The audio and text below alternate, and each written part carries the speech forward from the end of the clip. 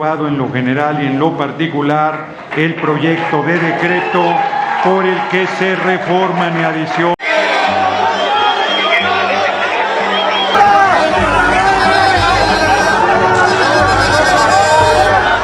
Nuevamente están aventando gas.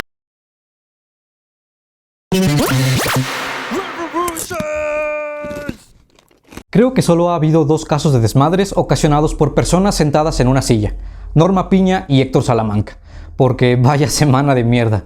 Y vaya coincidencia, septiembre, el mes en el que hace más de 200 años un montón de mexicanos se partían la madre con otros mexicanos y con uno que otro español, por la indignación causada a su vez por años de represión.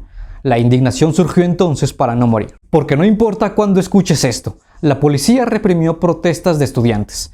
Los universitarios se manifestaban en contra de eso que a la mayoría de izquierdistas está ocasionando prolongadas elecciones, la reforma al único poder independiente que quedaba, el poder judicial.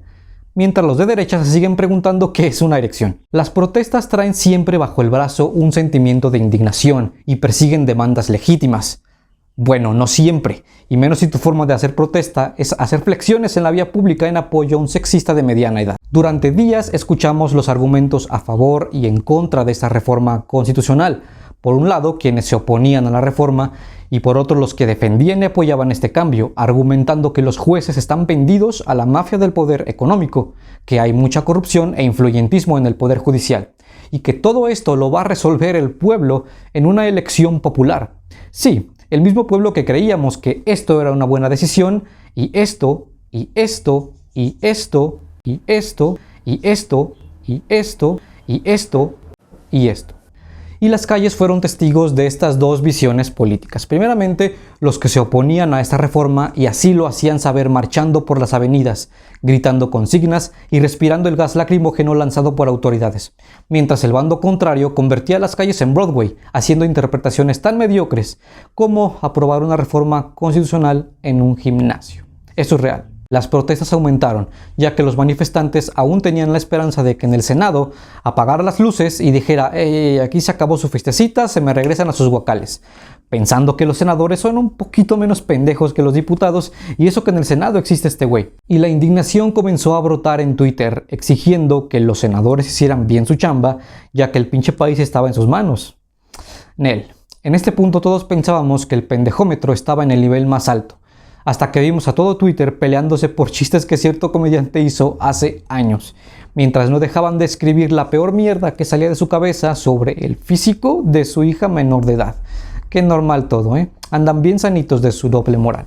Días después, uno de los hijos del presidente, sin hacer uso del influyentismo, no seamos mal pensados, dejó claro que buscará un lugar en la política en cierto partido político. Y mientras, como buenos mexicanos, nos rascábamos los huevos viendo a otros mexicanos rascándose los huevos, dentro del edificio del Senado de la República se desataba una inédita protesta. Decenas de personas afines y en contra de la aprobación de esta reforma entraron a la fuerza al lugar donde los senadores iniciaban a debatir este pedo.